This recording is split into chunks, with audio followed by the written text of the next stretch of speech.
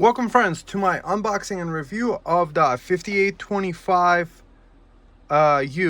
Ryzen 7 processor with the 32 gig and 1 terabyte. I wound up getting one of the last units. See, they have 15 units left, less of the other ones. It looks like maybe they don't. I don't know. Long story short, I wound up getting this for 350 bucks. The deal to me looked good because there was also no sales tax. They shipped it very quick. Here's the box. I just wanted to quickly overlook what we're looking at over here. What's the purpose of this video is basically to see what type of power usage does it have. This is my one issue with a lot of people's reviews is that they're not telling you what it's taking from the wall. If you don't know what your NAS is taking from the wall, like, are you going to use that processor or are you going to use the other one? So AOOSTAR kind of wound up getting me interested in their NASs because they seem to be understanding that people want to use Ryzen in their mini PCs. So it looks like it has HDMI, DisplayPort, and Type-C, all supporting, so Type-C supports 100 watt power supply. So this looks like we could run it directly from Type-C. I like that. It has two 2.5 gig ports. So technically you could do a pfSense box, but that doesn't make sense to me because if you're using pfSense, unless you're doing Proxmox, the forbidden router, I don't know if that's useful to do it, but 2.5 gigabits is kind of nice if you're using one of the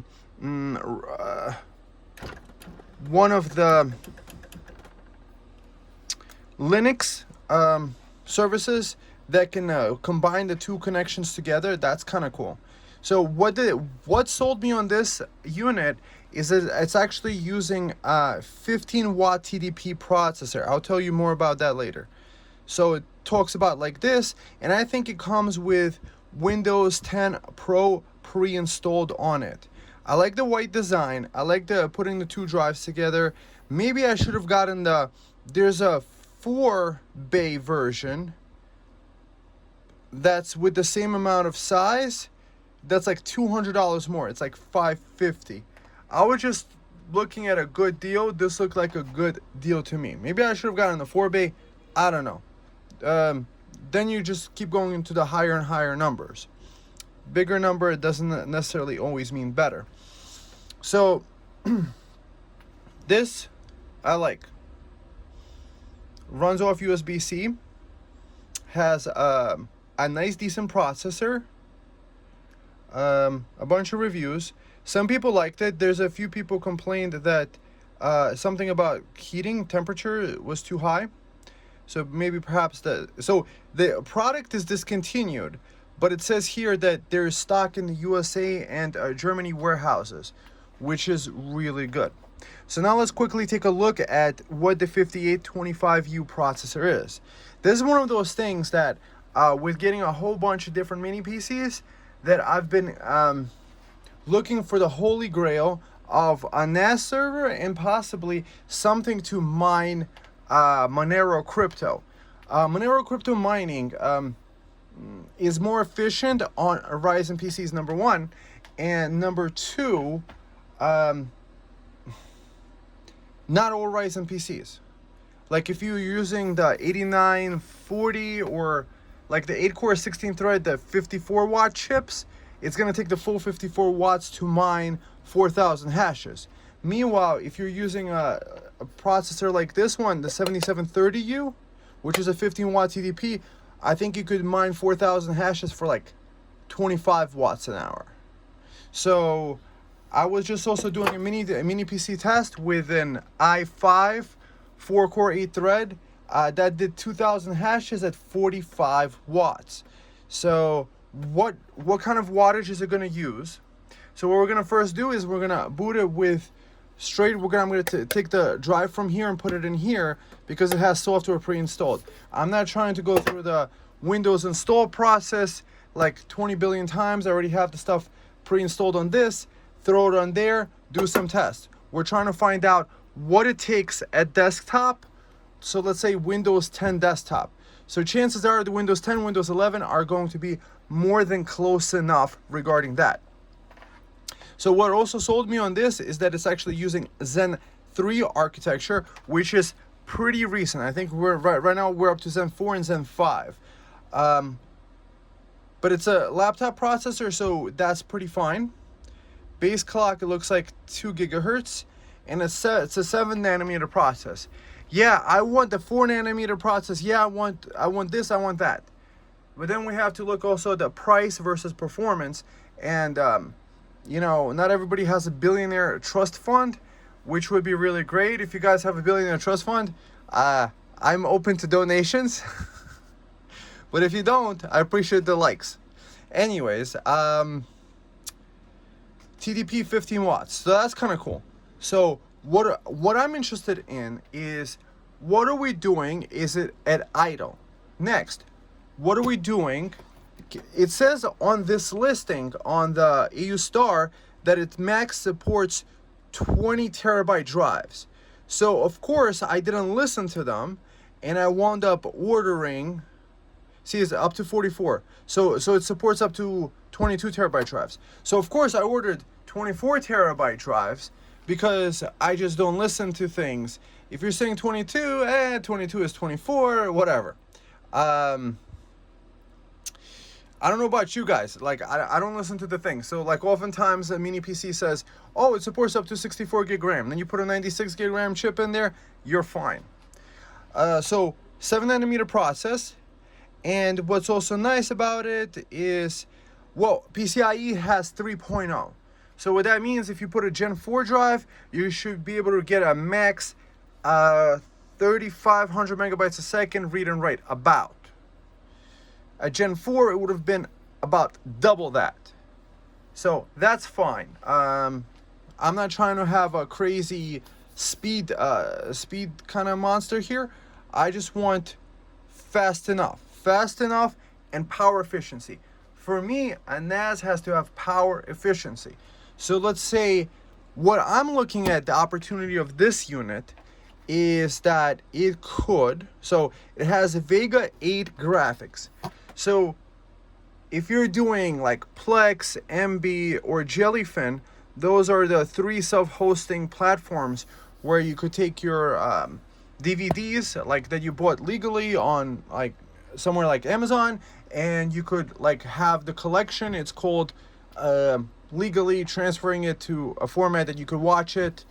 It's called format shifting. So there was Supreme Court cases about it. It's completely legal. So a person could take their DVD collection that's on their wall and have it stored on their NAS also. So you could use that to transcode and transfer the different bit rates to different things like phones and TVs and stuff like that. So where I'm seeing this unit kind of useful is maybe for crypto mining, hopefully if it's low power enough, and for a network attached storage using Windows. Why do I think a Windows network attached storage is a better solution than QNAP, Synology, or what is the other guy? QNAP, Synology, all those other NAS brands. Well, those are proprietary softwares. So for me, the idea is like this. The computer can go bye-bye, but you could take the NAS hard drive, the Windows formatted NTFS or exFAT, and you would be able to open that up on another computer, put it in a like enclosure, a drive enclosure, and be able to access it. And you could use what I think called a BitLocker to encrypt the drive.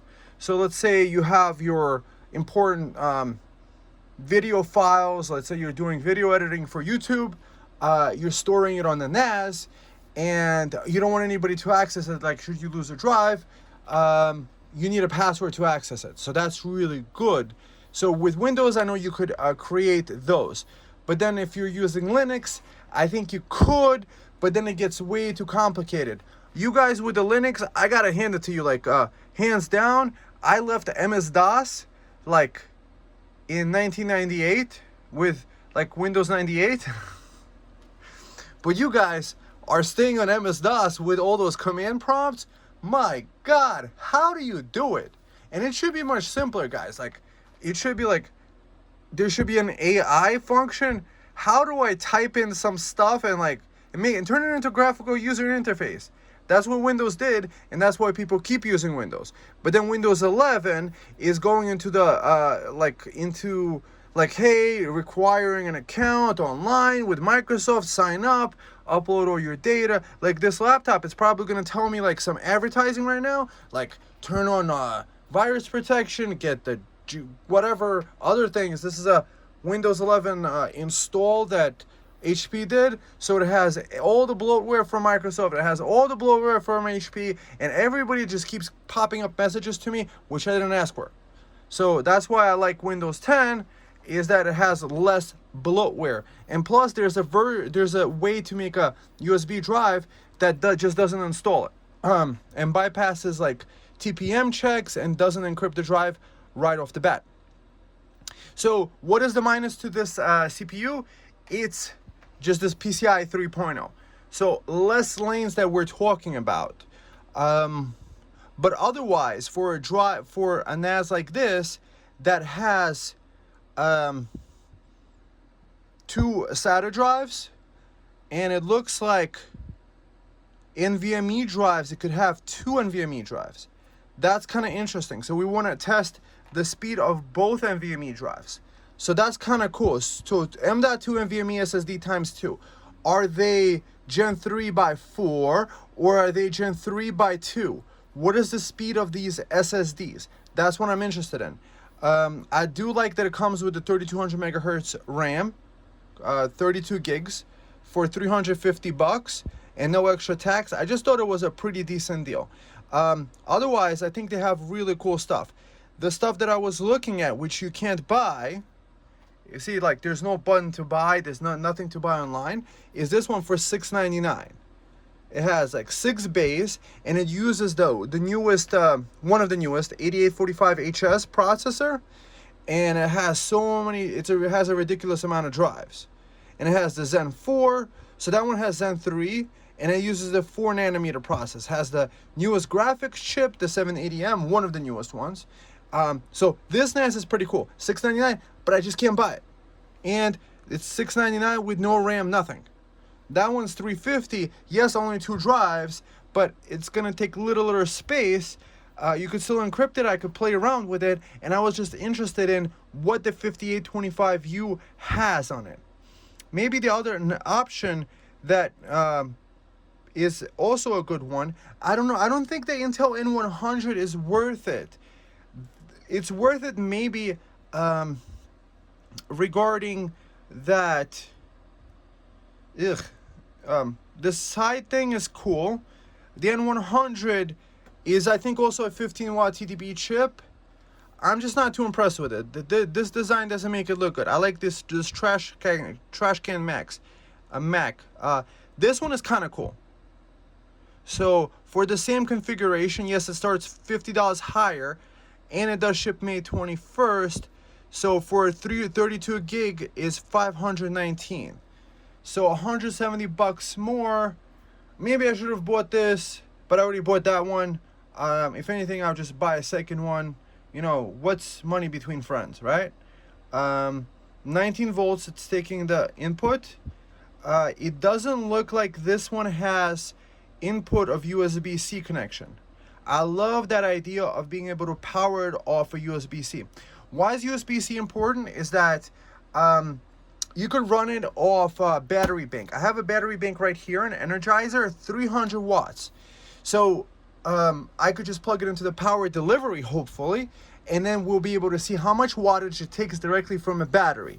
And this way, without running the inverter, the fan that's on the battery pack, it's called a solar generator, doesn't have to spin in order to power it up. So that's the alternative for $519. So what my thinking was with this unit is I just did a review of 24 terabyte drive. That's an external USB drive. So I could probably connect a couple external SATA drives right into the USB 3.0 ports. There's two USB 3.0 ports, and in 2.5 gigabits, you could saturate the speed of the entire drive. My plan is also to turn off Windows has the option to turn off the power to the drives, and then every time you use it, it has to spin them up, so that kind of like slows things down in case like you're using it. But it does save you between 5 and 7 watts, because that USB external drive was taking about 7 watts when you had the plug-in adapter. If you don't use the plug-in adapter, maybe using USB-C, it might take less watts, maybe like 5 watts. I don't know. I just tested it with the adapter from the bank to see what it takes. So that's kind of cool. I just like that this is able to be powered from USB-C. So no more of those power bricks. You can use any power brick you want, up to 100 watts without an issue. And if you need more space on this, and especially if you're doing Windows, I'm kind of seeing no purpose in TrueNAS or RAID, because you can get Docker from Windows, so you could run your Docker application. So you could do Nginx, Docker, and all that good stuff to be going right to your Windows, so you could have the Windows experience to run your Windows apps, such as DaVinci Resolve, which I think you could do also on there. But this way, you already have Windows formatted things, and if you're already in the Windows ecosystem with everything, you have Windows. You don't have to learn a new operating system. You don't have to learn some sort of weird like typing of codes and stuff. It should be all graphical user interface, guys. Come on, Linux, get to work. You know, why is Casa OS so popular? It's because it has a graphical user interface. You can press a few buttons, install the app, and you don't have to like go like run Docker, blah blah blah blah. Remember all that stuff. No, it should be like right there. There should be a button. Okay, what do I want to do? I want to program Docker. There should be a button you press, like, hey, I want to install a Docker program. Run Docker, and then type in the thing. Or there should be an AI that's doing it. I don't know. Long story short, this looks like a strong enough processor. It looks like it takes very little power. It looks like it could use USB-C power input, which is kind of interesting to me. So with the USB-C power input, it looks like you could use an external hub that has power delivery. So you could use the 10 gigabit input of this port, so you could actually connect extra USB drives right into that port, at the same time power this machine. So you could expand the USBs on it and power the machine, and maybe have an extra HDMI port or something else, or an extra Ethernet, or maybe connect any extra 5 gigabits Ethernet. So expansion possibilities are kind of interesting. So now that I just talked about it for a whole 18 minutes, let's get to the opening up of this box, because that's what this has been coming to. Okay, friends, so this is the unboxing portion. AOOSTAR Mini PC R7 5825U 32 gig RAM 1 terabyte drive, network Wi-Fi. Okay, great. I do like PCs running off USB-C power delivery. This is kind of cool. So you could chat with them on WhatsApp. Thank you for support of our product.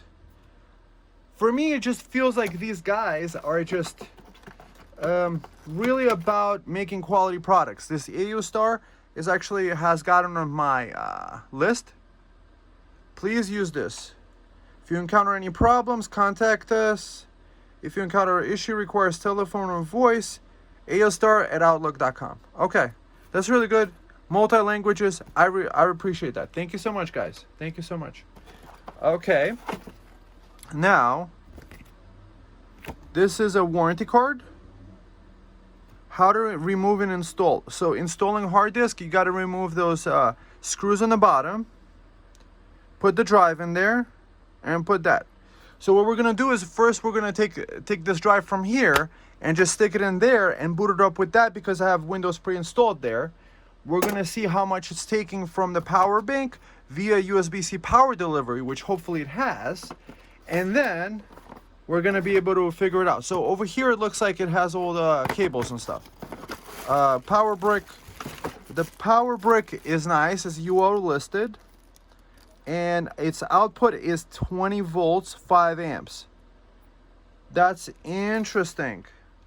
So apparently I think it can take both 19 and 20 volts, because I think online we were just checking, it said 19 volts. And this plug over here is a 5525. You could tell it's a 5525. 5.5 by 2.5 millimeters is that the inner hole is a little bit bigger. The skinnier inner hole is 55 by 21. Here's some screws.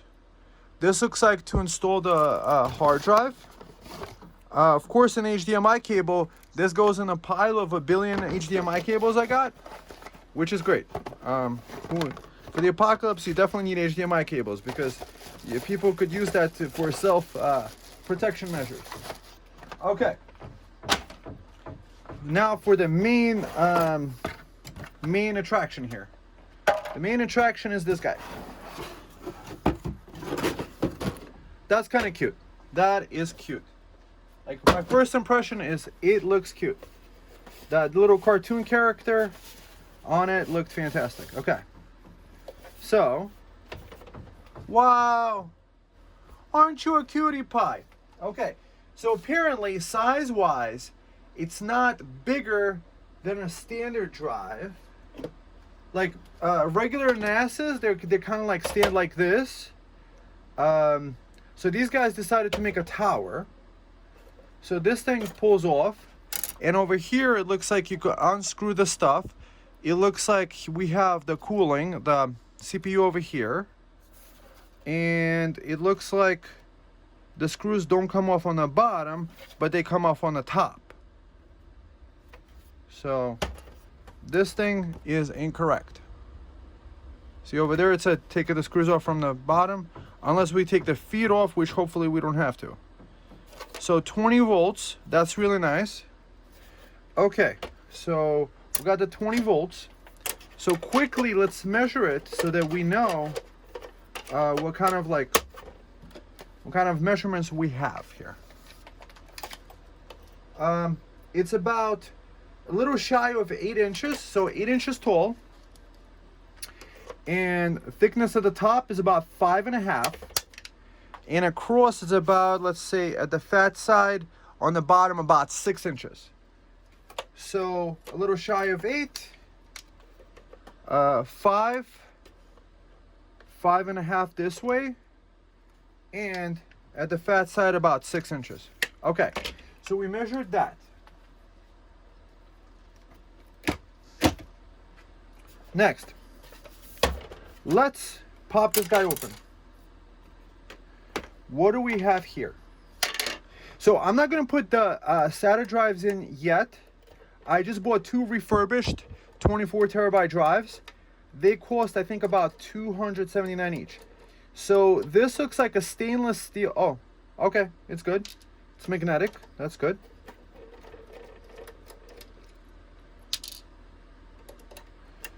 So in order to get this whole thing off, and it looks like we might need to take off the screw from the middle too.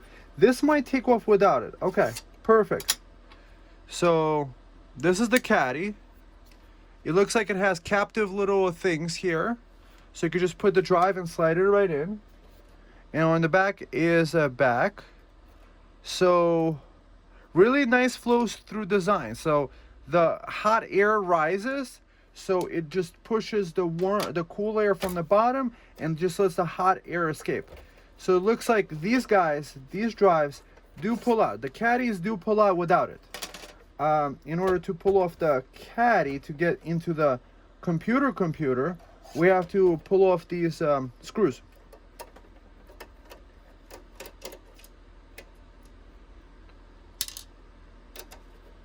I just didn't feel like spending the time cloning it right now.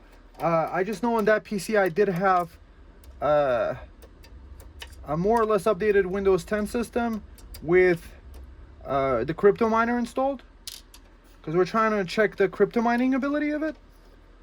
Oh, and it looks like the SATA drives are on this side, SSD drives. So I do like that it has 2 SSD drive slots on it, which is, oh, I already dropped the screw in there. Okay, Let's hopefully that doesn't short something out. Okay, so first screw lost. I can't blame them for that. That's my fault.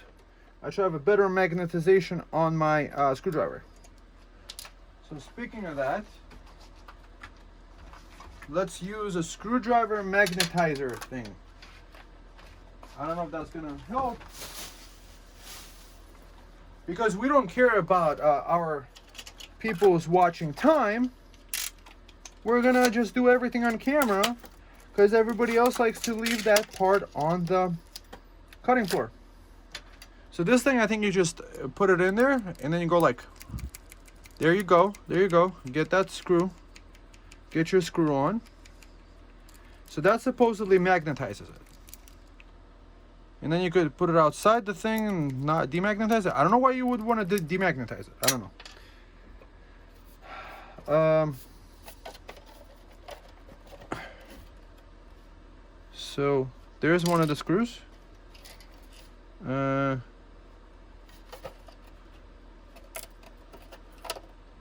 Oh, there is screws on the bottom. Okay. So captive feet. That's a pretty good design. You're not gonna lose the feet, which is great.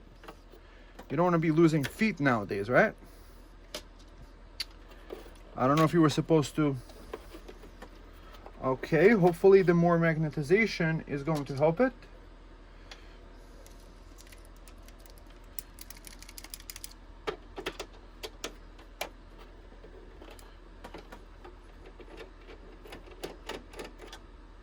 Okay, that looked like it worked good.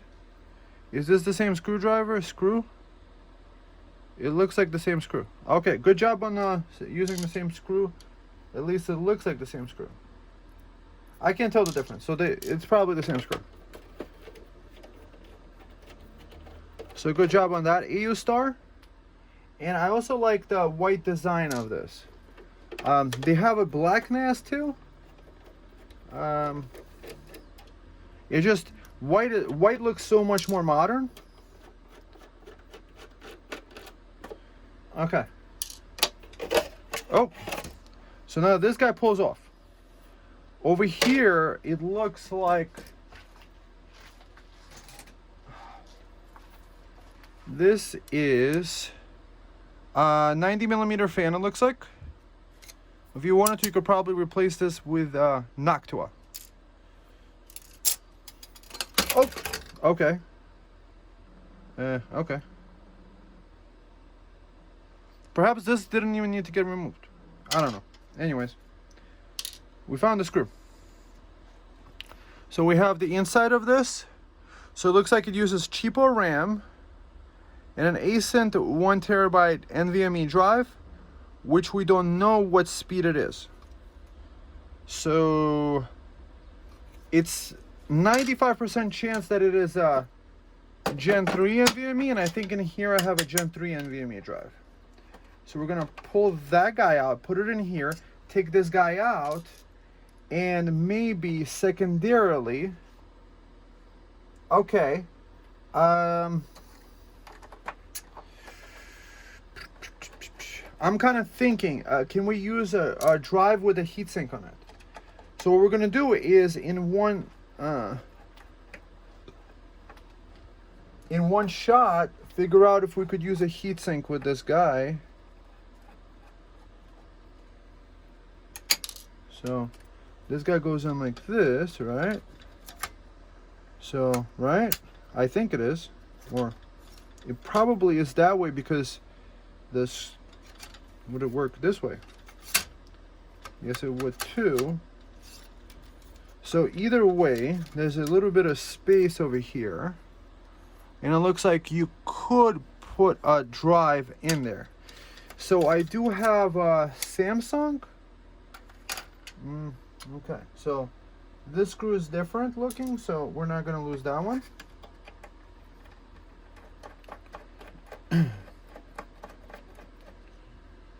Okay.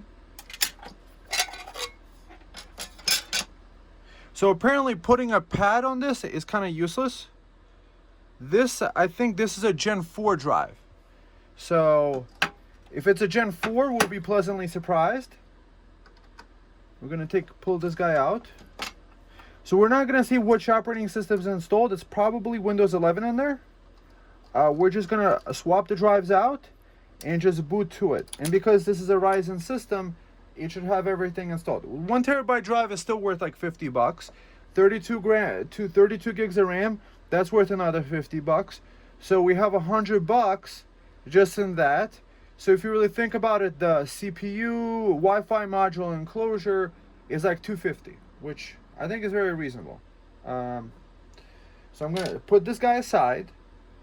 I'm gonna take this guy out from here. And then we could just clone this guy and put it in the other one. I think this is a 1 terabyte also. I'm going to put this guy in the same slot as the other one. And then we're going to put in here Samsung Gen 4 drive. So both are going to be Gen 4. So we could do a speed test. So our first order of business is to turn it on and see if it can do Gen 4 speeds.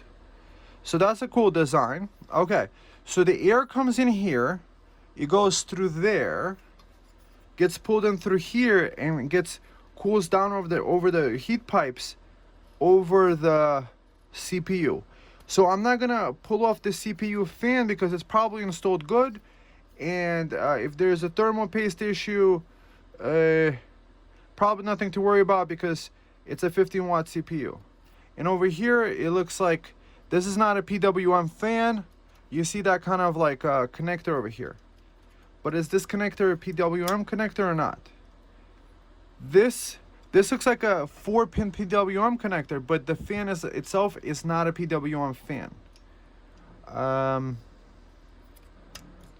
So this fan looks like it's gonna spin at full speed, and you can't control it unless the BIOS can change around the voltages.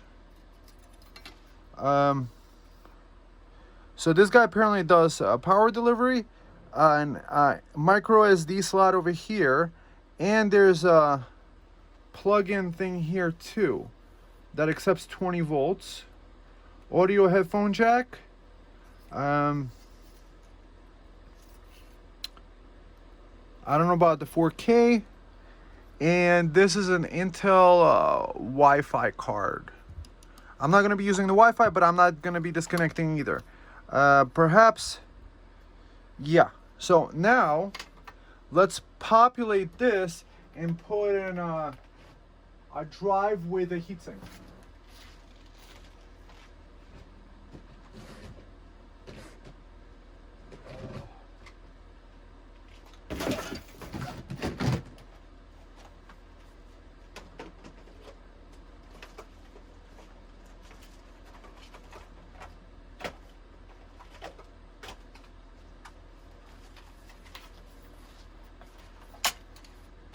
Might as well just go straight for the 4 terabyte drive. You know? Can it actually fit a 4 terabyte drive, chunky boy? I like these drives, the ones that actually have a heatsink on them, because apparently it's going to be like running cooler or something. And I just like high quality stuff. We're only inserting it here to see if it takes chunky boy drives, like SSD drives, and B, to see what speed these chunky boy SSD drives can run at. So this is probably, you can't get a faster speed NVMe drive than this one. So we might be stuck to using non-chunky boy drives because this looks like it's already too tall for this enclosure. So perhaps AOOSTAR could have probably done better. Let's just see this guy. Will this drive even go through? Nope. So no use of chunky boys. We can't use a chunky boy here. Chunky boys not allowed. Chunky boys are left at the door. So we now know that you can't use heatsink, guys. Heatsink SSD drives in this form factor mini PC. Okay. Not a problem. Now let's go for a non-chunky boy.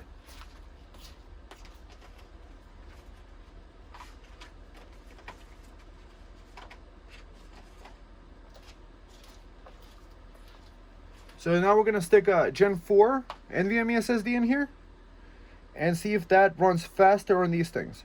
So what we're interested in is to see the throughput that the SSD drives could have. So what could be an issue with this computer is that maybe perhaps the cooling, but it does seem like it would have airflow through here, but then the airflow is blocked here, and maybe it would get a little bit of airflow through here, and through convection it would just go up automatically. The CPU is getting cooled, so we installed that. Now this guy, okay, so somehow this guy goes into this guy.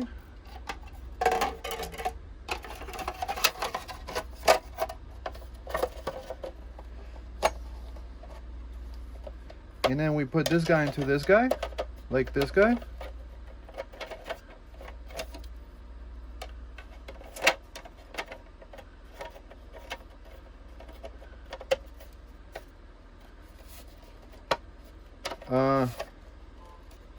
Maybe I should have not taken the top off. You live, you learn. Okay, so let's just put a screw in there and just screw it, right? Friends, I'm opening this up for the first time myself, so great. I'm glad we have 2 screwdrivers, and that screw already went missing. Okay, that's fine. If nothing, you guys should be enjoying this for the comedy experience of somebody that is trying to do the best they can with filming at the same time talking about it. Okay, so I'm gonna turn this part off and I'm gonna figure this out on my own and then come back when I have this assembled. So I'm just showing you how I'm reassembling it, and I think this will keep it from falling out the bottom or from the top with having this guy in the buffer zone, hopefully.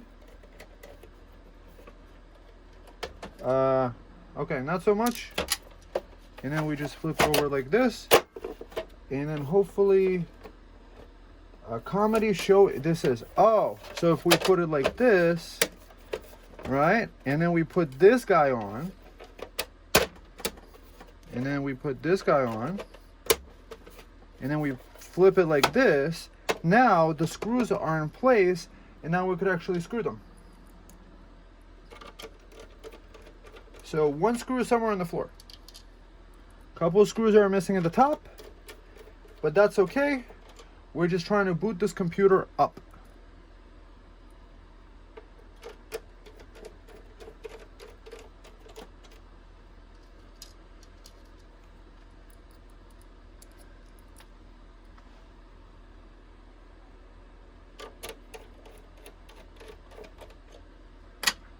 Okay, so this guy into USB, this guy into here, and next we're going to connect this guy, USB output 100 watts, into this guy over here, and turn this guy on. Will it work?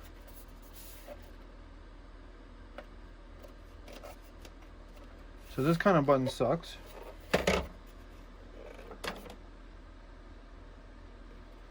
So it's 8 watts for the screen. So it looks like that. This button sucks, and it's not showing anything. Perhaps we do need to connect a 20 volt power supply to it. It looks like it needs a power delivery trigger to it, which is great. We have those available too. So this is a 5521.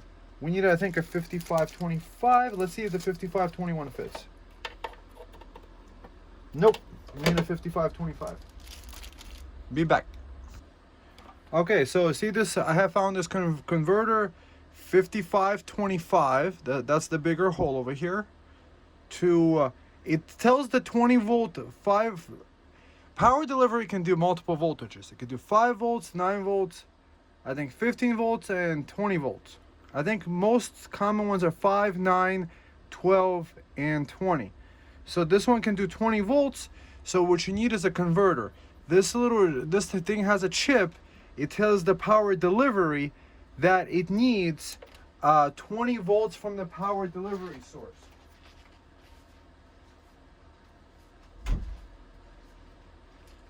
So now let's see what happens when you plug it in. Right now the monitor is plugged in and this guy is plugged in.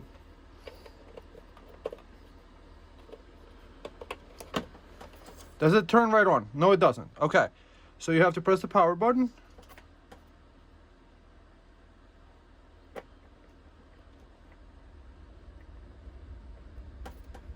Maybe I didn't install it correct, because this power button should have worked.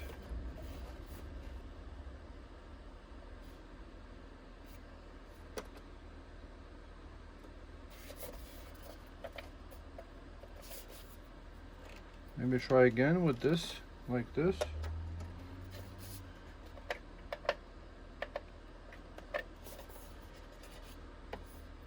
Looks like it's not turning on from there. Maybe if I do this guy.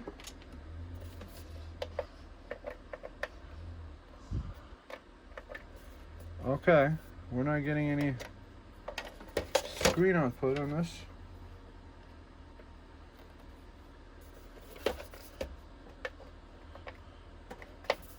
Maybe this button is not functioning. So we're gonna have to take it apart again and see if it's the button. It looks like the button. See, like the way it's set up?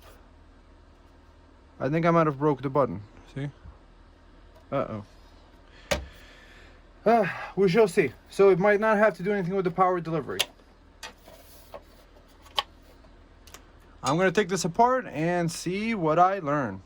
So you see, like this power button, it looks like it got jammed up or something. Let's try to connect it with just power delivery. And let's see if it just turns on like this.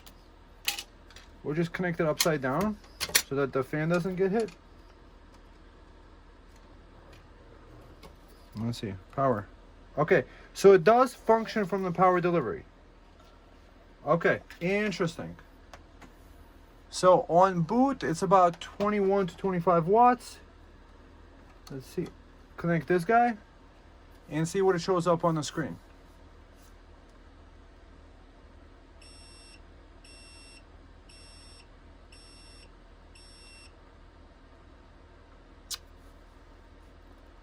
It doesn't like that. Okay. Next. Oh, I'm gonna put it back together. Probably a better idea. Just make sure the button is pressable. Or what we're gonna do is we're gonna do one more test. Is do power delivery through the adapter. This might be a more robust way of connecting the stuff. Boom. Connect this guy. Oh, it might have been too much power from the 60. This one is a 60 watt output port. So let's just try this guy. It might have overloaded the system at the 60 watts. Let's see, will this work? Showing up AOOSTAR on the screen. So it does jump up. And now it's loading into, okay. It shuts right off. Okay. So we just found out that power delivery over this is not enough power. Maybe what it's doing is doing only 12 volts or whatever voltage that is not high enough for it. So next what we're going to do is connect this guy to the 20 volt adapter. Because the idea is that you want to be able to run this off a battery. Okay. I do like how AOOSTAR opens up. That is very quick. It looks like Windows didn't, the touch screen isn't enabled right now. Okay. Connect this guy over here.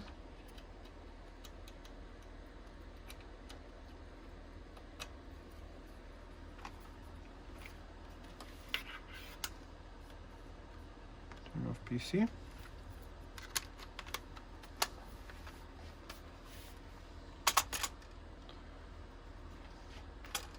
Turn it right on.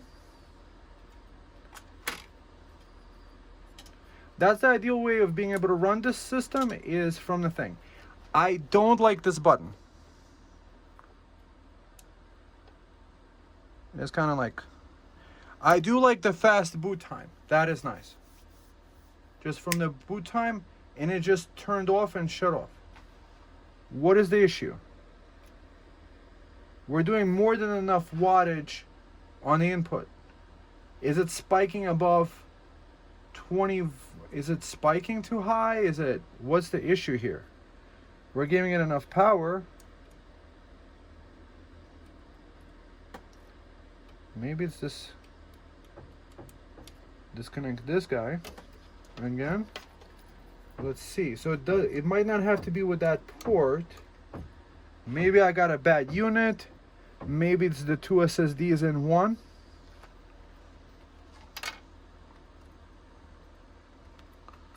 Let's try to get into that BIOS. Okay, the BIOS. Nice. That was pretty easy. Trusted computing. So it has the TPM 2.0. Power configuration. AC failure state. You could do last state, resume. Okay, hardware monitor. CPU fan speed. CPU temperature. Plus 62. Is that 62 Celsius? I'm not sure. It's not. Oh. Okay, it's at the highest speed. I could barely hear it. CPU configuration. It might be. It might have to do with the operating system. Maybe it's not designed for it. Maybe it wasn't installed in the correct way. So as the Samsungs, both are showing up. Onboard LAN, both i226Vs. Password protection, boot. You could select a boot, save and exit. Let's do restore defaults. And then we do save changes and reset.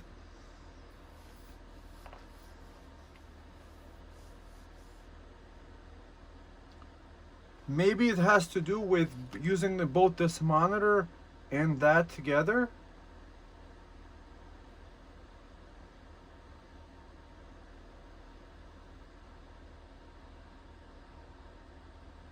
Okay. So maybe what I need to do is put this drive back in. Maybe it doesn't like a Gen 4 drive. Maybe it needs like a Gen 3 drive or something. Maybe that's the issue. I don't know. Perhaps we need to use this one. We should try that.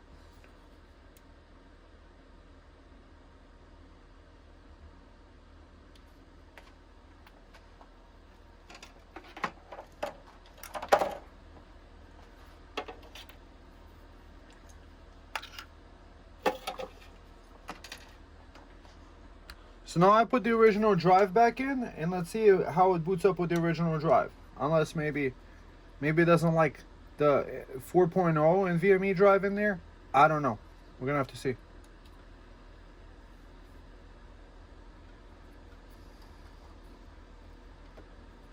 So this little drive has a little LED light. Maybe it doesn't like the 990 Pro in there. I'm not sure. Maybe that's a SATA hole.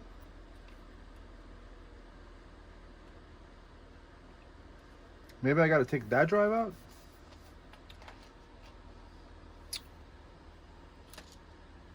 Oh. Connect this guy. This fan on the bottom is spinning.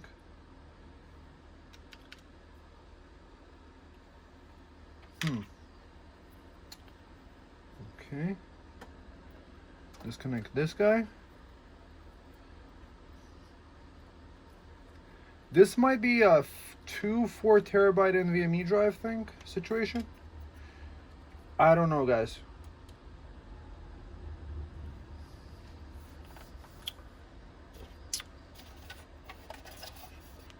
I don't appreciate this button. It's kind of crappy.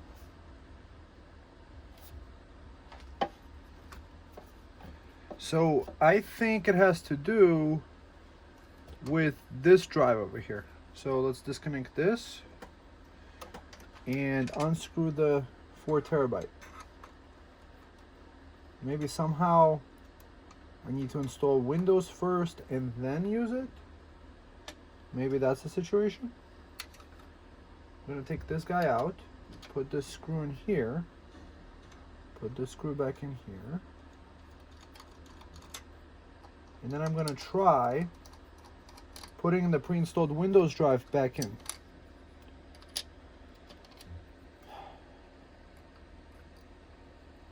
This is the thing with the computer stuff. This stuff is what people don't capture on film, is what's going on with the stuff booting up. Okay, let's connect this guy. 20 volts. And now let's turn it on.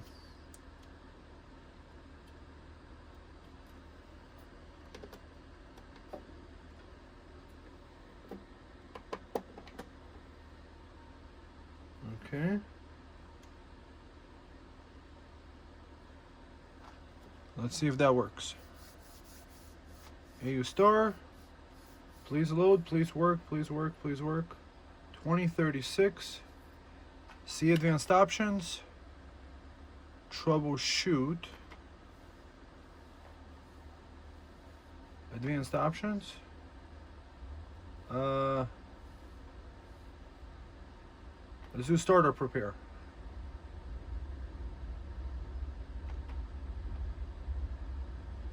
Okay. Let's see.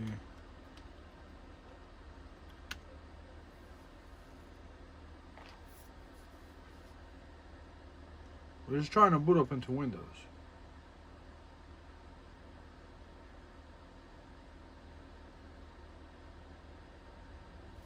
Couldn't repair. So let's see. Maybe if we just shut it down and turn it back on, and it should be able to work. Okay. We turned this unboxing into kind of like a repair thing.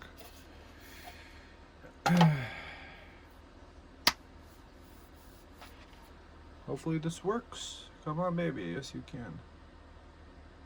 Going to 0 and then turns off. Okay. So let's just say the power delivery can't handle it. All right. So what is the thing that we could do? We could use the original power supply brick, and if it doesn't work with that, then it could be the unit or it could be the hard drive. I doubt it's the hard drive because it's supposed to be Gen 3 compatible backwards. So let's try to do that. Maybe it's this guy connected like that. Doesn't make sense that that would be the issue. What else can we do? That's the only thing that I can think of, is to connect the power brick. So now I connected the original power brick. Let's see if it works with that. Maybe it has to do with the power delivery. Maybe it has to do with this energizer. Now it boots up into Windows. Okay. So we figured it out. It's this guy. It's the energizer that's to blame for this situation. It looks like. All right. So now let's do a quick crystal disk mark. Connect this guy, and let's see what it does crypto mining.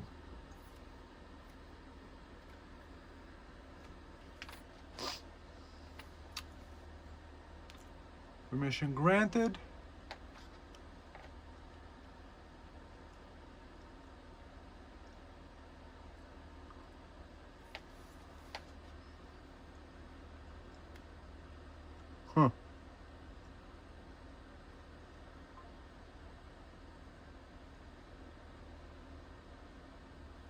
So let's just turn it off for now. At desktop, so it does reach 20, so at desktop it's doing 14 to 23 watts. Okay. Heaven benchmark, let's do a heaven benchmark. Whatever, all the stuff, ultra, we're gonna do run.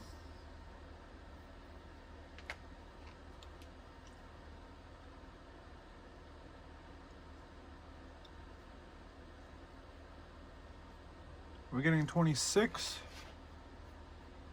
I'm gonna do benchmark over here.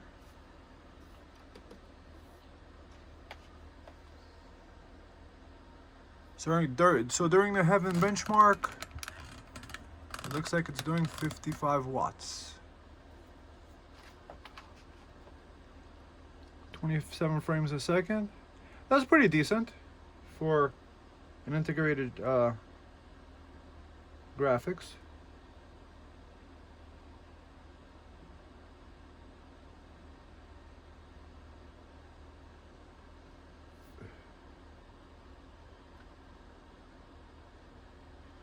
That's an interesting cooling system. Definitely does blow a lot of cold air. How well it works, only time would tell.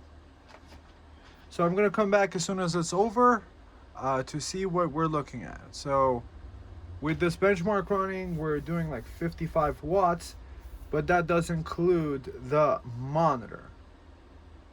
So with the GPU benchmark. Afterwards, we'll do a crystal disk mark. Yeah, excuse me that I thought it could do power delivery, but I think it might be the Energizer, so we could test it with a different power delivery adapter, and maybe it will do a better job. So that's the benchmark score. We got a minimum of 21 and a max of 63, with an average of 33.3. Has AMD Radeon graphics integrated, 512, and it was doing it at the ultra settings. So that's the settings, tessellation, disabled. Okay, so next, let's do Alt Escape. How do I quit this? I would do Alt F4, but it might actually put it to sleep. Let's do a quick crystal disk mark on the C drive. Let's see what kind of speed we have on the C drive. So it's a Gen 4 NVMe drive. What are your bets? Put your comments down below. What do you think this is going to be?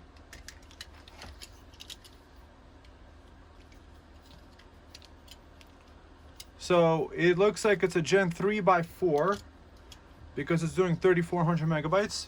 If it was a Gen 4 drive, it would have probably done 5 to 7 gigabytes a second. So next, we're gonna put the 990 Pro into the second slot and see what the speed test is there.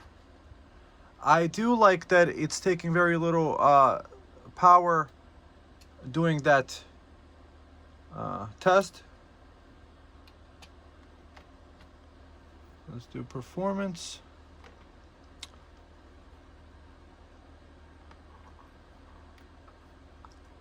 So it's doing 3.68 gigahertz. That's pretty decent. Base speed is 2 gigahertz.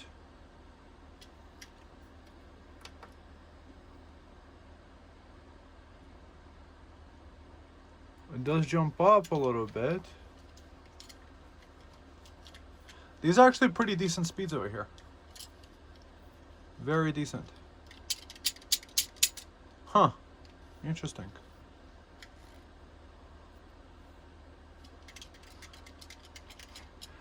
And then we're going to also do...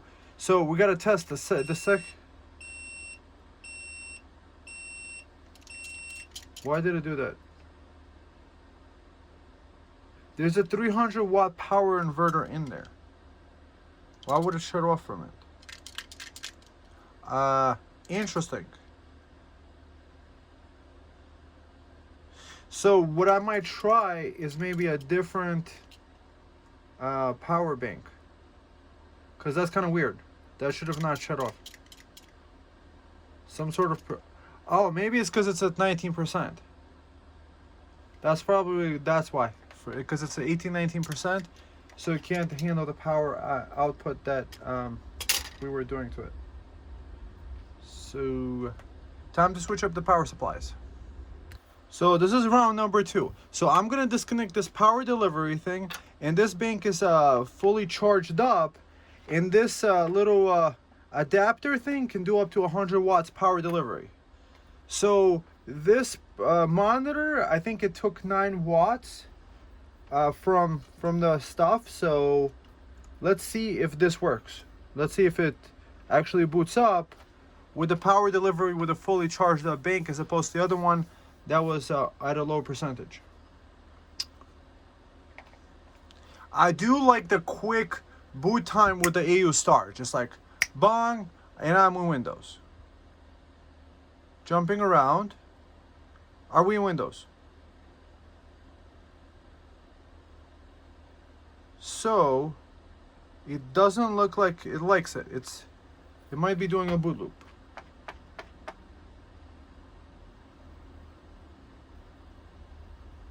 Okay, so it is getting into Windows.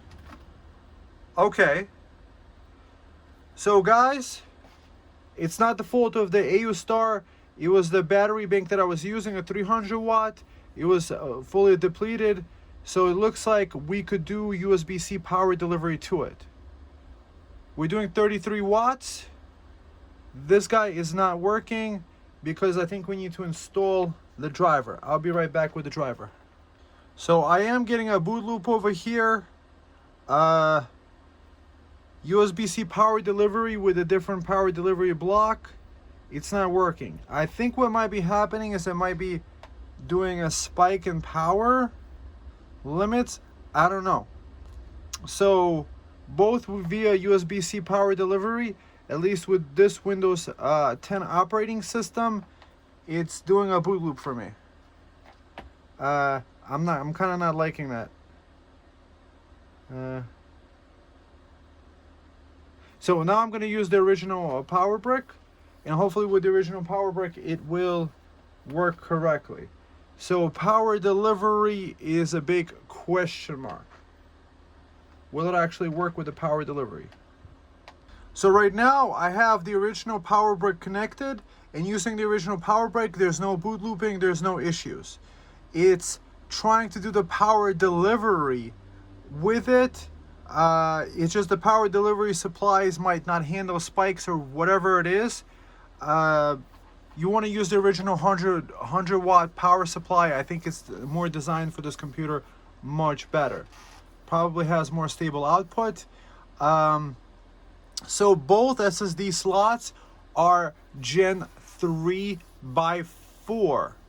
So see, this is a cheaper drive. The 1 gig is the 3500 megabytes, and this is the Samsung like 990 Pro, which is a couple hundred megabytes faster.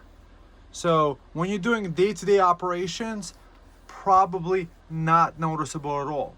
I just wanted to show the 40. So the CPU does spike up to 4.39 gigahertz, which I really like the speed. It's only utilizing 7%, and at this speed it's doing 33 watts. And if we're calculating that it's like 5 to 8 watts for the monitor, that's actually pretty good. So like 27-28 watts, pegging the SSD drives to 100%. So afterwards I'm gonna do the XM rig, which is the Monero mining. So I'm gonna show you the exact speeds of these really quick.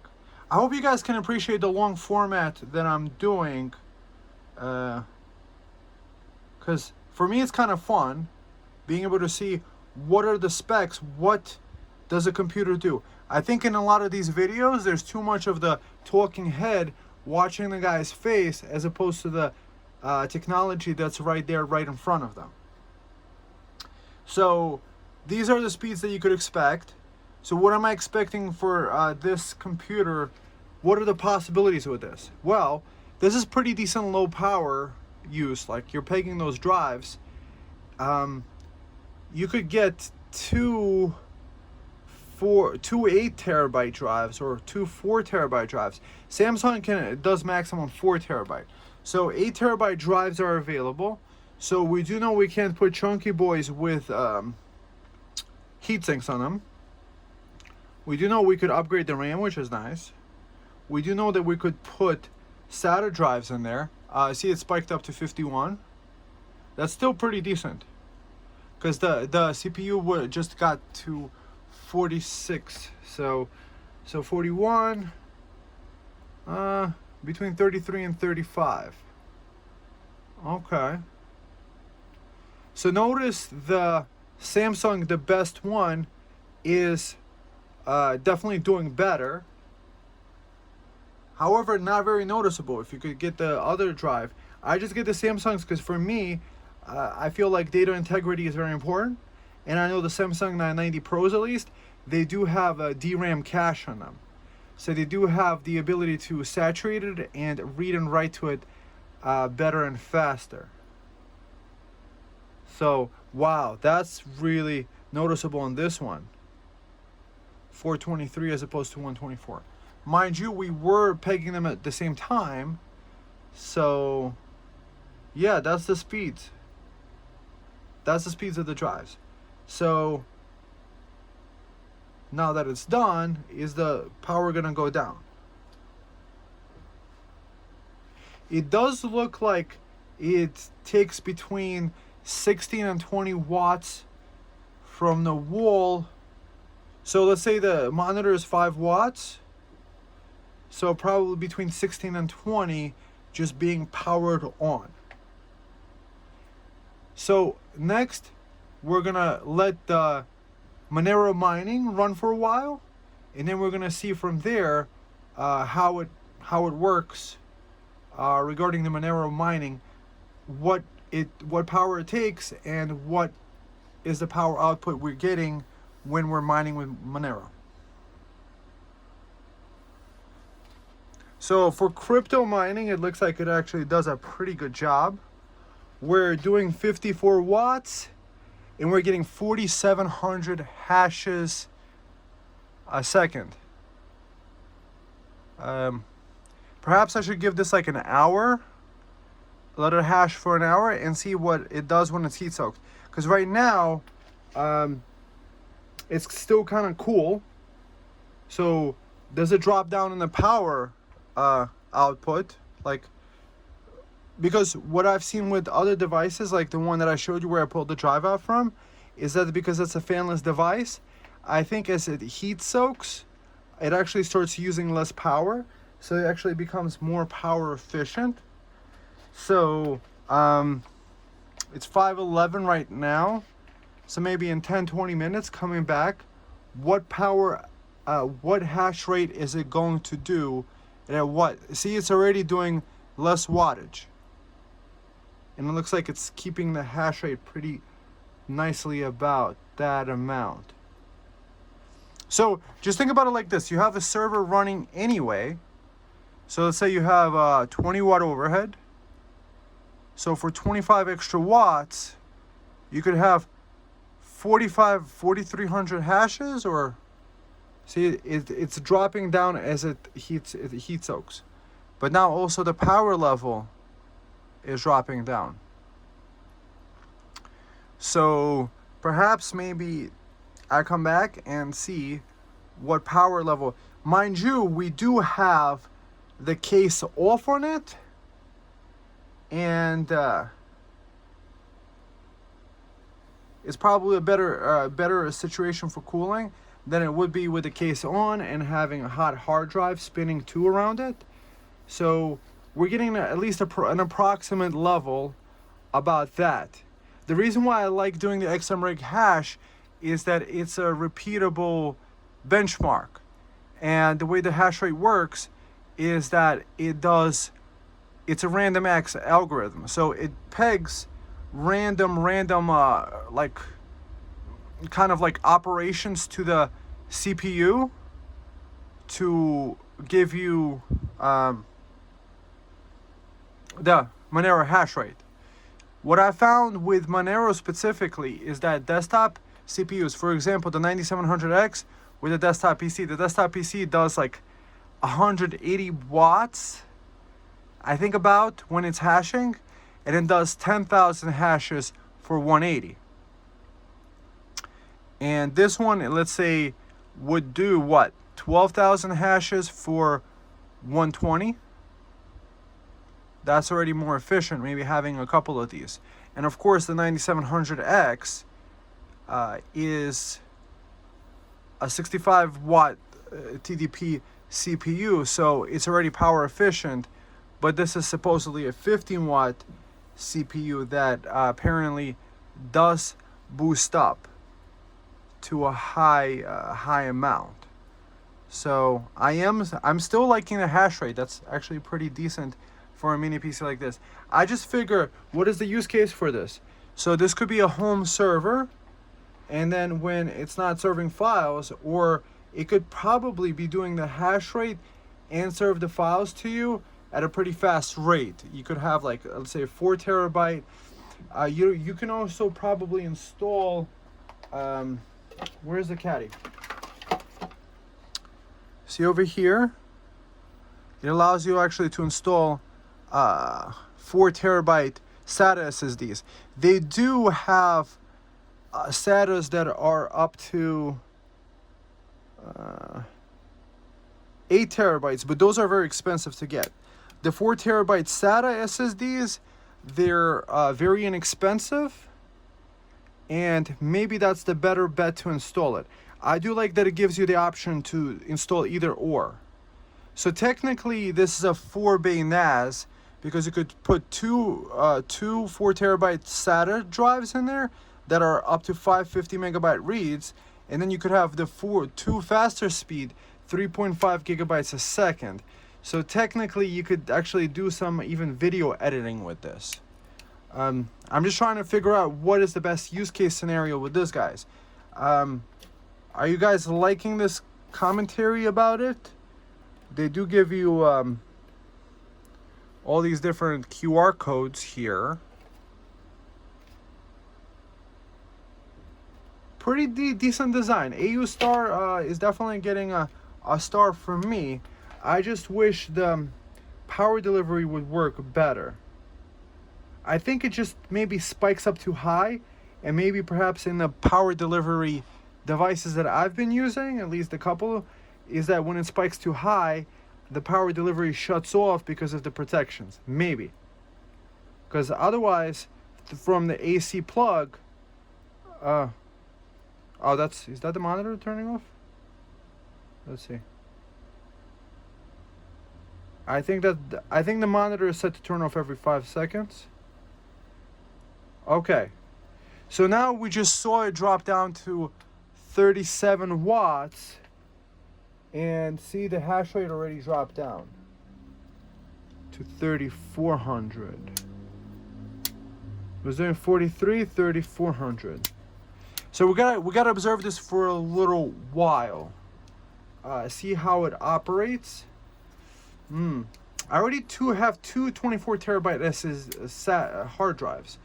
So we're gonna have to see later how it operates with the hard drives. So that's definitely a precipitous drop to 3,000 hashes at 45 watts. I'm wondering what kind of a hash rate would be 24/7. I know with the fanless one that I had right there, it has a huge heatsink. I think it does about 4,000 hashes, no problem, 24/7. So that one might be the better bet for that. But that's probably, that unit I think will cost me like between $250 and $300 back when you could still buy it on AliExpress without any extra taxation. And that's without hard drive or RAM. And this guy, I still think it's a pretty good deal at $350. This is kind of cool. So now it just did raise up. Why did it do that? Maybe it got heat soaked, lowered the power level. Anyways, we're gonna have to come back to it, see how it works later. I'm not gonna put the cover back on yet. Let it heat soak like that. And then we're gonna see later what kind of power levels it takes when we put two 24 terabyte drives in there. So right now it's being on and taking 34 watts. Let's see what kind of a hash rate we're getting actually.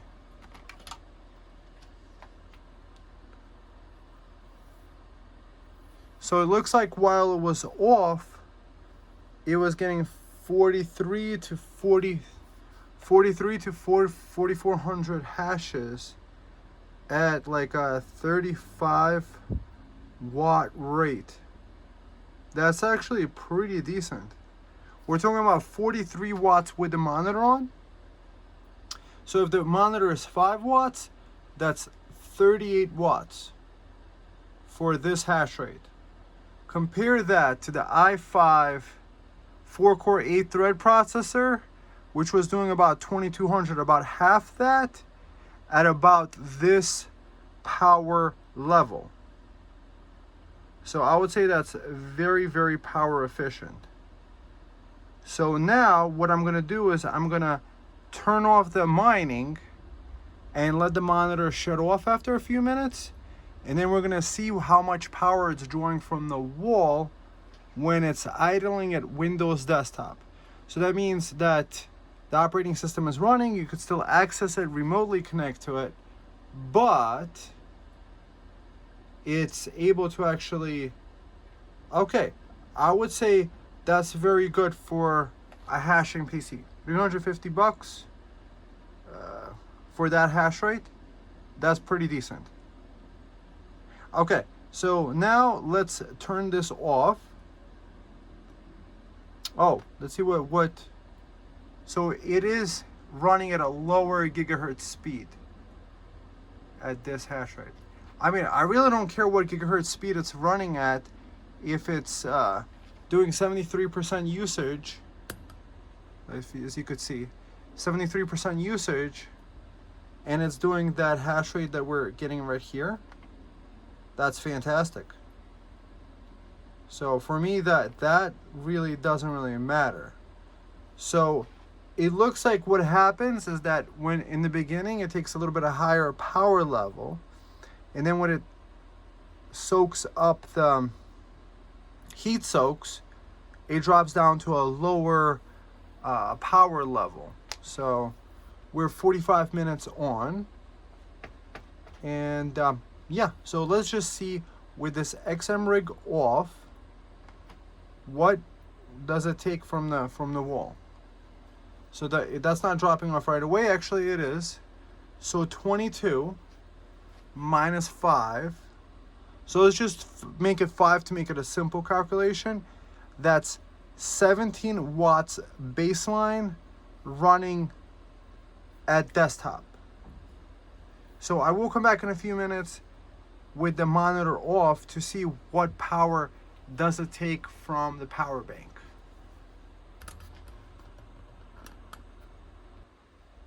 So I couldn't wait for it to turn off, so I just pulled out the monitor power cable, and now it just dropped down to 11 watts at the desktop.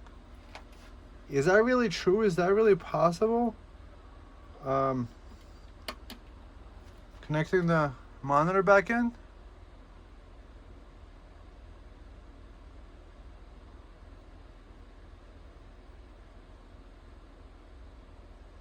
Huh. Interesting. So maybe when the thing gets turned off, then it jumps up to 72. Now we got to boost up to 4.0 gigahertz. It looks like it cooled down and now running at a higher speed again. That's kind of interesting. This SSD running at that speed, I'm just wondering why that's doing that. Maybe it's doing a Windows update or something. So let's disconnect the screen. What's it using? What's the CPU using? 7 watts. Disconnect.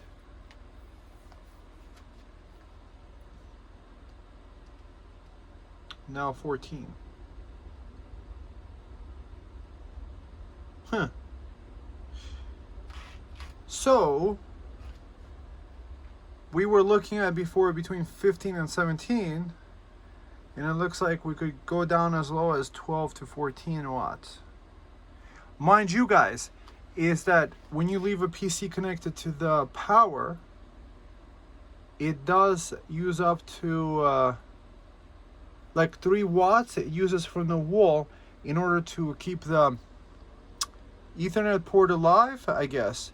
So to get remote connections, like for example, if you try to put your computer to sleep and it needs a Windows update, I think those 3 watts help it wake up like right there on the spot. So that's kind of interesting. 12 watts, 13. Connected the monitor back up, and now it's going to spike up. Huh. Interesting. So then my question becomes, if this is going to be a completely headless unit, you could always do a remote desktop connection. Can we just run xmrig and what power level will it do if it has screen disconnected?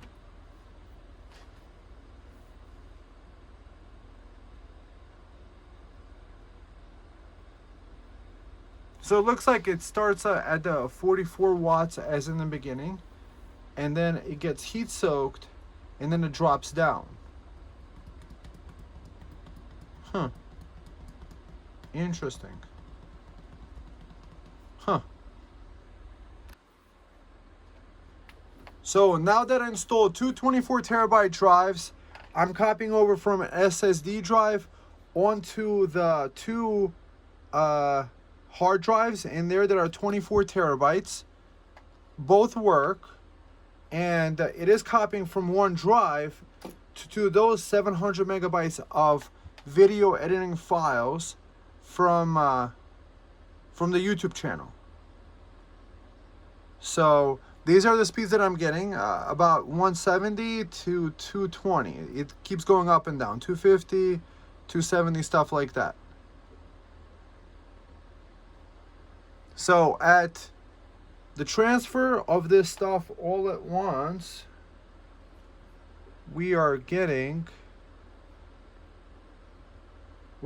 about 58 watts. So 58 watts, if we turn off the monitor, it should drop down a little bit to 47.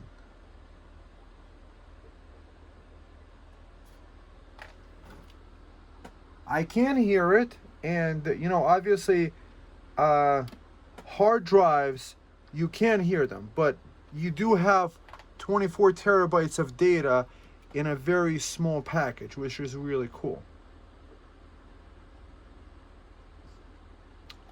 So what is the conclusion?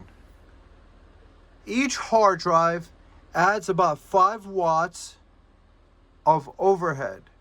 So it goes from 12 to 16 to about 26 to 30 with the 2 hard drives connected at idle. So expect between 22 and 26 probably on this computer at idle with the 2 hard drives in there, which are taking 5 watts each. What is this computer good for? This computer is good for sticking in the closet and having these massive 24 terabyte hard drives easily accessible over the network to back up your YouTube channel, or host various different apps, stuff like that. What's nice about using Windows with it is, I mentioned earlier, is that you could do BitLocker encryption on it. What did I like about it? I liked that it's very easy to put the drives in there. I do like that you could put 24 terabyte drives, and you could probably even get away with putting in 28 terabytes. The listing actually said that you can't put more than 22 terabyte drive in there. I do feel some warmth at the top. This throughput rate of 220 to 260 definitely would saturate the 2.5 gigabit connection on these. So these are perfect. This is a perfect way of making your hard drive a network attached storage. So the additional potential is this, is that you can take a drive like this, connect a couple more 24 terabyte drives like this one. I just recently reviewed this, watched a video. So this takes about 7 to 8 watts from the wall when it's running. And now you have a NAS with 96 terabytes. You need more space, you just add another drive. You could take that additional drive, press encrypt, and encrypt it. So any data you back up to it, it could be encrypted. You could also encrypt the boot drive, so you could have a completely safe vault that if you're, let's say, traveling with this, you could have a crazy collection, your entire, let's say, your photo library from your iPhone could be backed up to this, and you don't have any worry about data loss and stuff like that. It's kind of nice that you don't have to have those external drives like lying around everywhere. Yes, there is an option to buy a 4 terabyte version of this, but I think the 4 terabyte version was between $150 and $200 more, and maybe perhaps it's not worth it. I bought it for dual purposes. I was figuring that this might be nice for Monero mining because it's a small, low power Ryzen laptop processor. What is also nice about it is that it's the Zen 3 cores. What is nice about it is that it has 2 USB 3.0 ports and a 10 gigabit USB-C port, which does support power delivery. Perhaps it will work depending on the charger you use. Maybe it's a stronger charger. Maybe if you used a laptop charger like this, maybe it would work. I have no clue. So that deserves further testing.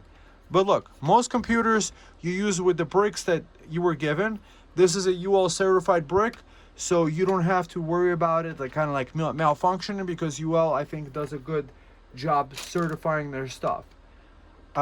Getting simple drives for $300 a piece. The speeds look to be maintaining, even though both are being hit at the same time with the same files, and it's reading off an SSD. This SSD could do about 600 to a gigabyte a second in read speed. It's connected to the USB-C port. So overall, I think this is a great PC to stick in your closet, to have 24 terabytes, and then if you need more, instead of having those big chunky, like you have metal piece there, the overhead of the processor by itself, so the 2 drives and that, we're talking about a 25 watt overhead for a NAS. That's pretty reasonable, considering you could also use this as a media PC. So you could just connect it to your TV, and any media that you have on it, you could just watch it directly on there. You could probably do some light video editing. Obviously, a GeForce video card would do a better job at processing video than this would, but it would get you by in a pinch. Yeah, it might be 2-3 times longer, or maybe less. I just don't know. I haven't tested the GeForce 5070 Ti versus this. However, that's irrelevant because the desktop PC that I have with a very efficient 8-core 16-thread processor takes between 160 to 180 watts. Just doing like small things. Otherwise, it would take minimum 120. So 4 to 5 times the amount of power with this guy than this guy, and this guy could have two 24 terabytes in there spinning at all times. That's kind of nice. All right, friends, so thumb up, subscribe, check out my other videos, and I'll see you in the next one. Put your comments down below. What you guys think about this PC? I found it very amazing. I think the AOOSTAR, using Ryzen laptop CPUs and using low power 15-watt parts, is actually a game changer for the NAS market, because those are very capable chips and have dual uses both as a NAS and that, and using Windows 10, Windows 11 as your operating system for your NAS is brilliant. I like that it does come with Windows 11 Pro apparently. I haven't tested the thing, but if it does come with that, it should have that activated. Copying over, it's doing 49 watts. And I don't know, perhaps maybe the last test should be how much it's taking, how much power it's taking doing crypto mining with the stuff. So yes, I do hear these things, so I would not put this in the bedroom.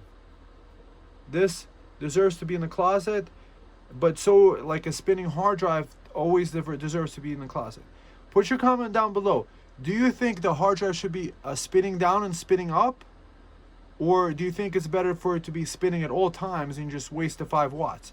Personally, I might want to spend the 5 watts per drive and to be able to quickly access it, because that's what a NAS is for. There is no redundancy. However, there's Windows storage spaces you could use. However, I would probably prefer not to use Windows storage spaces and have these drives individually encrypted to have like the optimal, ultimate resiliency possible. Okay, friends, I'll see you in the next one. Talk soon. Bye.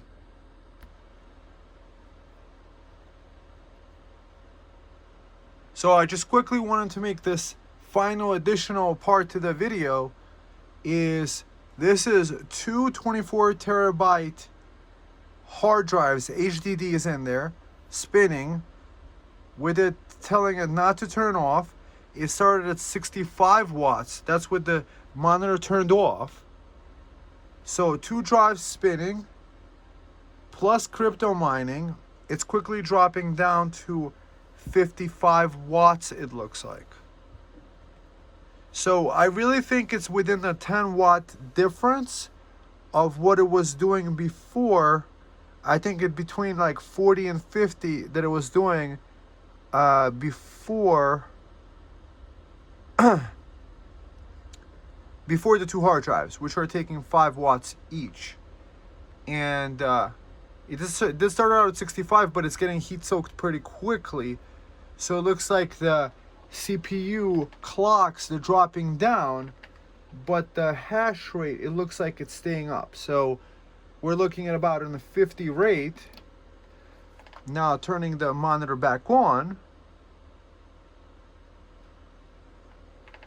I quickly wanted to show you this part.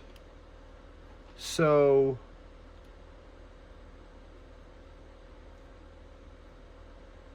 the hard drives, these hard drives are doing about, so the Samsung is 59 Celsius. It looks like the highest it's been is like 78.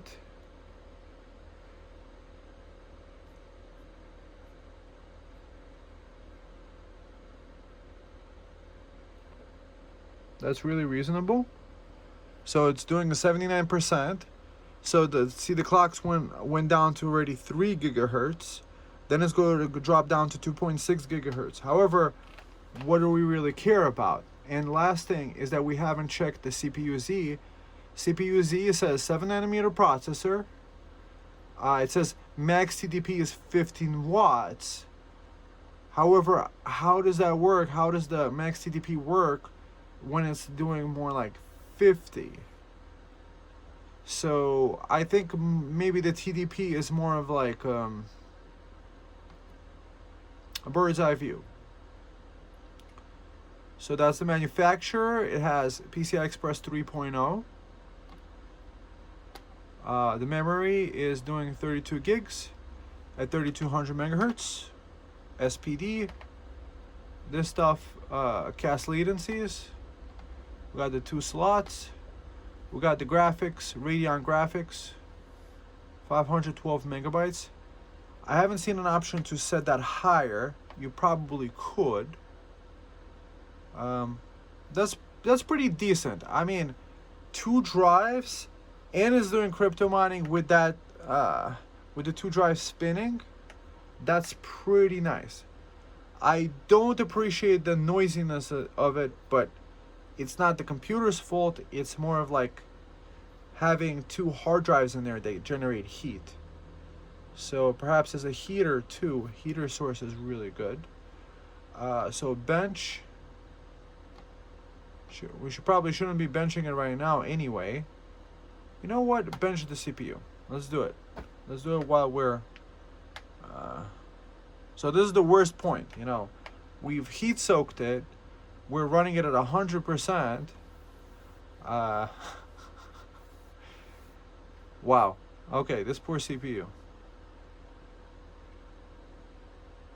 So it looks like 3,000 points.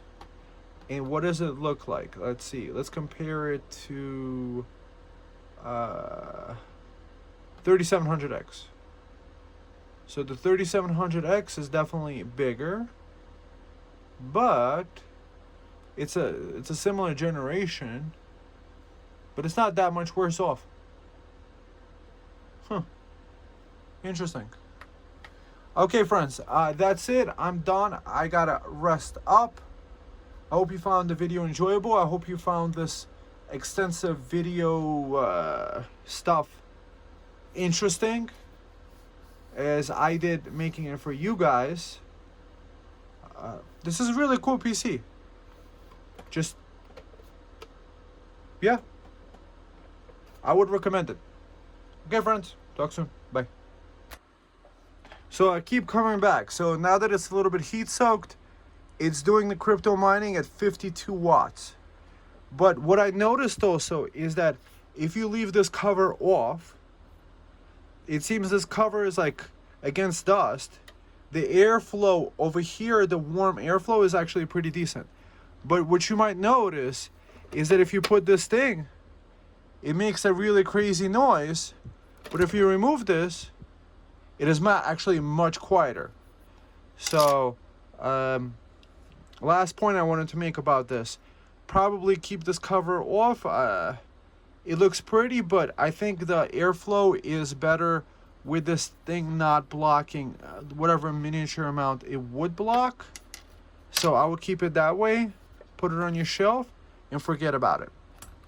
Okay, friends, it's probably the last part, or let this video continue. I'll add some Rick and Morty in here, whatever other show.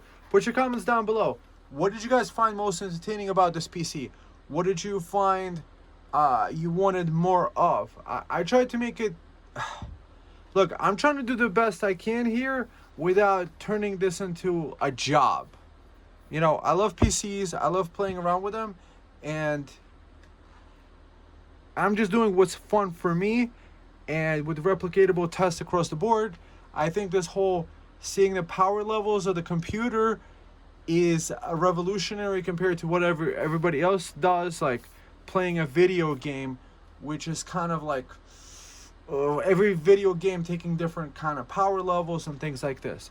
I think this PC is really cool, especially if you have it in a living room kind of setting where it's far away from you. You turn on the power button, it looks like an Xbox, I think, or a PlayStation or something, and you just turn it on, watch a movie, turn it off, everything is encrypted, your stuff is secure, or you could do a nice backup and then have multiple backups of different PCs, and it's taking up minimal power to be able to access all that data, which is really great. Anyways, have a great day. Bye. Oh, and I got it working from USB-C power delivery. So right now it's doing the crypto mining. right over here at the 4500 mega hashes, doing the 68 watts, and it's using this Kasimi 118 watt USB-C. So I think it has to be over 100 watts. Perhaps these other ones, power deliveries either were 100 watts, 60 watts, and things like this. This unit probably needs this Kasimi one, because it did boot up. I remember I had an issue with the boot looping. So with this specific one, from a cigarette lighter, it could work. So technically, this could be used as a mobile power, kind of like NAS. So everything encrypted. So you're doing traveling. Let's say you go to Computex. You're doing video editing. You could probably dump your raw video files to this NAS, and power it from a power bank like this, and video edit from the laptop, and then drop it back here, and then have it upload overnight or via cellular collection. So this is really cool. USB-C power delivery to the NAS does work. I am confirming that it does work. You see I'm in Windows. The algorithm is running, and it actually booted up into there. So you do need a Kasimi 118 watt. What's the difference between those is that, see, this one, it has an extra 18 watt power delivery port for like cell phones and stuff. So this can charge both a laptop and a cell phone. So I think this one has more headroom and built more robustly to be able to handle powering a NAS like this with 2 drives in it. This is really cool. And technically, so the output, it's a QC. So QC is not necessarily power delivery. Not sure, don't hold me to this, but I think you could get a converter from USB-C to 5521, which is what the external hard drive could use. But external hard drive, that's the difficult kind of thing to talk about.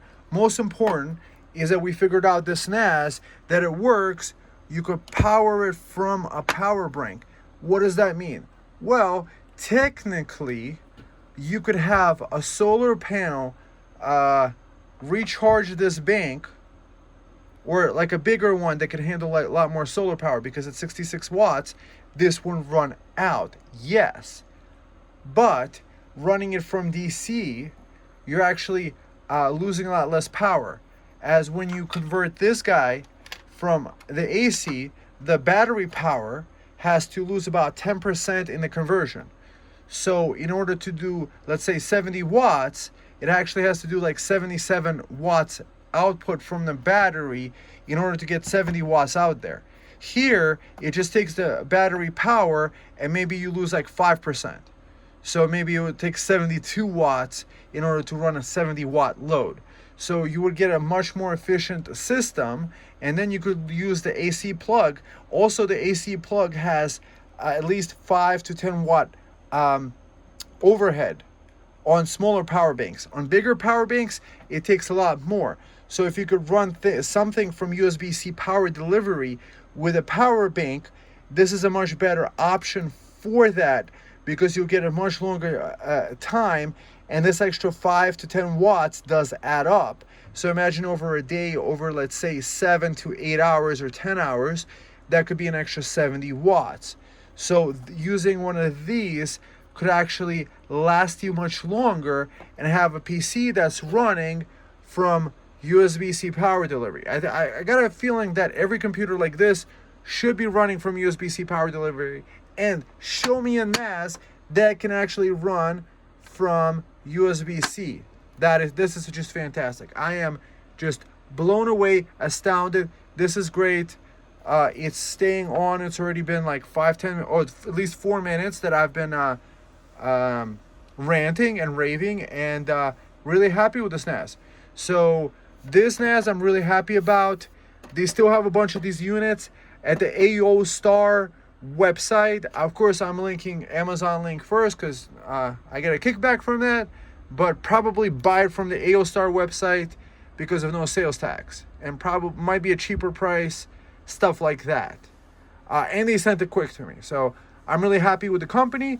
I wish this company a lot of great success, which I think they're already doing.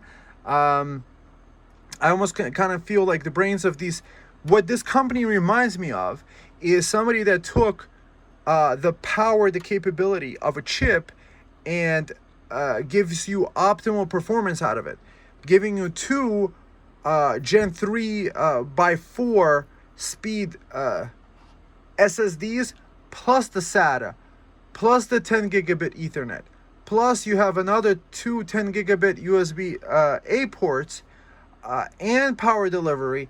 I think these guys have thought of everything with this unit. I gotta say, wow, champions. So they really have redefined what a mini PC is supposed to be. See, the power level, it actually dropped down to already 56. Disconnect the power, the monitor, and now we're gonna be dropping even less. 45 for all those mega hashes, and that's with the two drives in there.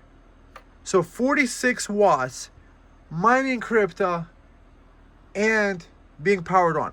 So you could technically run this stuff from solar panels. That's what I'm thinking. You have off-grid kind of thing, you need money. So this way you mine the crypto, you mine the Moneros, and then you somehow sell them on, what is it? Kraken? I think it's Kraken.